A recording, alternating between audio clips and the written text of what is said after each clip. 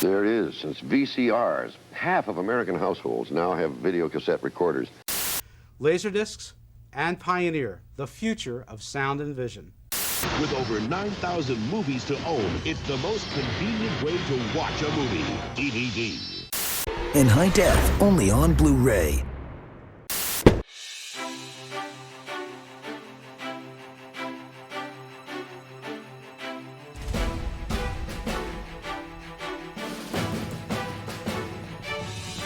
We live in the age of remakes, remasters, and reboots. It seems like any moderately popular game, movie, television series, or anime is eligible.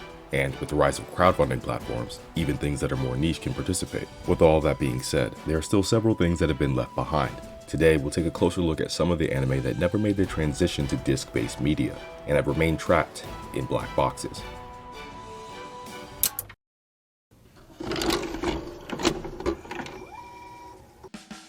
Mother, Saigo no Shoujo Eve, was a movie produced by Toei Animation, but they were still operating under the name Toei Doga at the time. They were hired by the Mother Project, an environmental group, and it was, apparently, intentionally designed to look less like anime and more like an American production. The story takes place on Mars in the distant future. A girl named Eve has a nightmare about the destruction of the planet. This probably would have been ignored if Eve wasn't a part of EYES, a secret organization that takes gifted children and tries to develop their special abilities. One day, a boy named Du finds Eve and tries to show her the truth about the world that they live in. It was released on December 26, 1993, but it wouldn't hit video stores in Japan until January 22, 1995. 2 years later, on September 9, 1997, Celebrity Home Entertainment released the series on VHS in the United States. It was only released dubbed, and the name of the series was changed to Eyes of Mars. The series may be remembered most by viewers of the Sci-Fi Channel in the late 90s and early 2000s, where it could be found airing from time to time. Psychic-powered school children are humanity's last hope. When the Sci-Fi Channel's 4th Annual Festival of Anime continues with Eyes of Mars. Tonight, 9 p.m. Eastern, Sci-Fi Thursday. Welcome.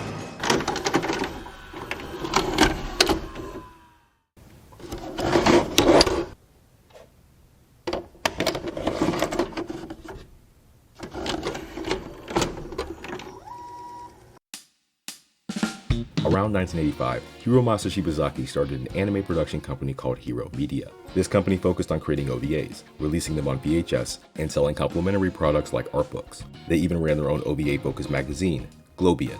In 1986, they teamed up with Studio Unicorn in order to create California Crisis Gun Salvo. The story starts in San Diego, where you're introduced to Noera, the series' male lead. After having a drink, he starts driving to Los Angeles. On his way there, he passes Marcia, a biker, shortly before they're attacked by the United States Air Force. After escaping, it's revealed that Marcia had picked up a briefcase that contained a mysterious orb. When they touch it, both of them have visions of Death Valley. Believing that that's where they need to go, the pair will have to outrun their pursuers if they want to reach their destination.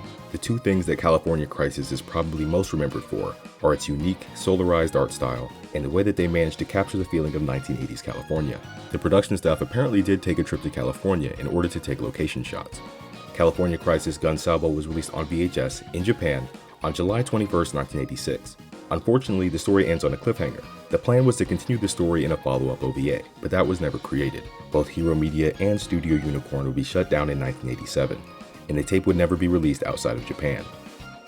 Thank you all for watching. If you liked the video, I'd appreciate it if you'd like the video and subscribe if you'd like to be notified whenever I release something new. This definitely wasn't an exhaustive list, so if you know of any other anime that have only been released on VHS, let me know in the comments. Once again, thank you all for watching.